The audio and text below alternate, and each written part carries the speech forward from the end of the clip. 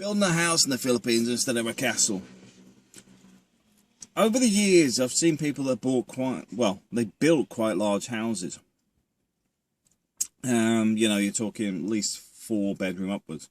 The first problem you got with those is they take a lot to cool, etc. And although the construction isn't that expensive, the maintenance on them can be over a period of time. Now, when the expat eventually dies, and this is left as an inheritance for the wife, etc., it's more of a burden. My personal view on it is doing what we've done, where although we have, like I've mentioned before, in the 2 apartments, there's one above the other. The kids and the nanny lived downstairs, and me and the wife are upstairs, and then to the side we've got the office, and down here is the sari-sari store. The advantage with that is we can actually all fit in one unit if we wanted to. And if I was hit by a bus tomorrow, there is always at least one rental. Well, in fact, there was 2 there because it's attached to the house as well. Now, that was when I first moved to the Philippines, because we built bit by bit, year by year. Because the first construction was the piggery. It was then converted to an internet cafe. It would then become an apartment. An apartment was then constructed on top of that apartment. So we had the 2 apartments there. But then we bought the compound next door as well, and they are split into 1-bedroom units. So the downstairs, you got an apartment that is currently rented out, another one that is currently my office, which will be emptied out very soon. There's just my motorbikes in there, and my power tools. And then the third one's got the call centre in it. And then above those is an open plan, which is as big as all 3 combined, which is where we've been investing money over the last year to put all the windows in. Because it may sound not a lot, but one large window is 12,000 pesos, and it's got several windows. In fact, I can't remember how many windows. Also, we finished off downstairs as well, so they've all got UPVC windows installed all the way around. The whole building's new windows. So now my office stuff will be going upstairs, making another apartment vacant and ready for rent. All of them have bathrooms installed. There's a bathroom in every single unit. It doesn't matter if it's a call centre or what. It's got a full bathroom with shower with a lot. Because it's been put together in the mindset that we may change its usage.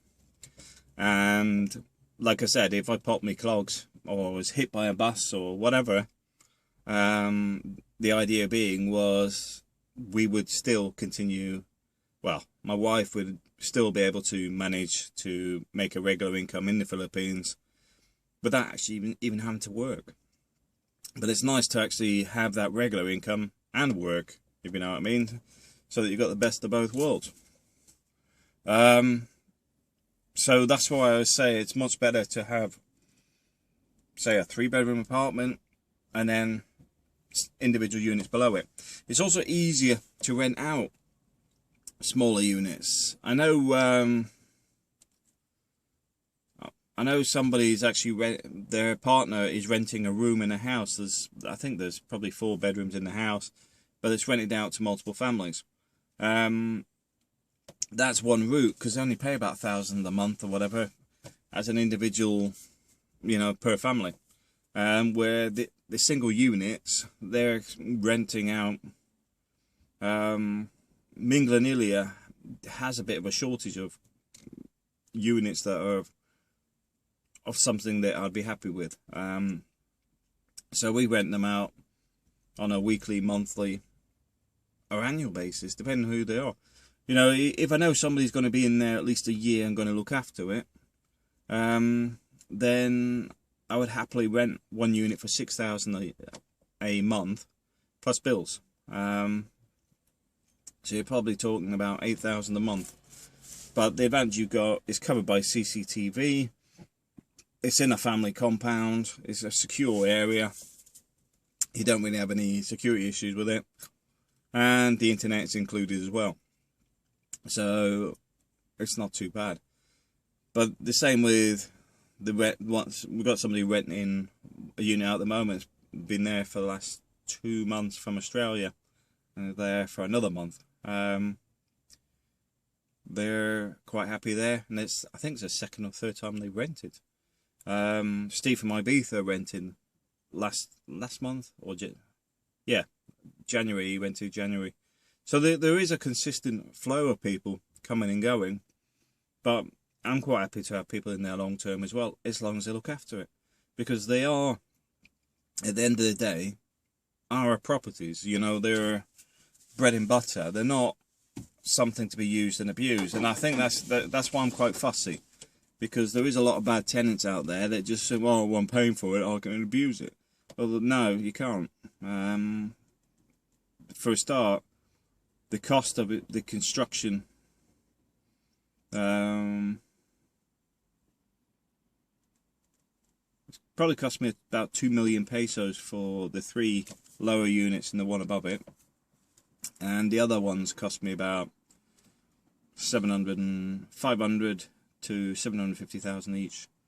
So it will still take me a long period of time to get that money back. But like I said, the real investment was that it secured an income if something happened to me that is very easy to generate an income from. And that's why I did it. But like I'm saying, if you're looking at buying a house or whatever, I would seriously look at the long-term view of, do you need a bigger house, or are you better off having 2 smaller ones where you can rent the other one out, or get a smaller house on a bigger lot and then convert them. A friend of mine up in Talise, for example, he got the 1 unit with quite a large garden. He's added at least, I think it's 4 or 6 apartments in there. He earns enough off those apartments to not have to worry about using his pension at all.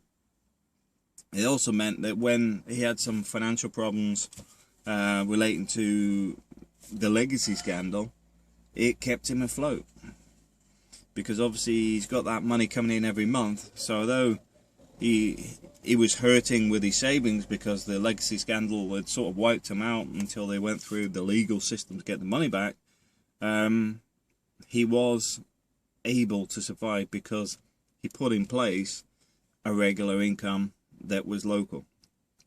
And that's why it's important to do this sort of stuff. Let me know what you think. What have you done? Have you done something similar? Have you done something different? You know, because at the end of the day, we're here to share advice and experience. So let me know what you do.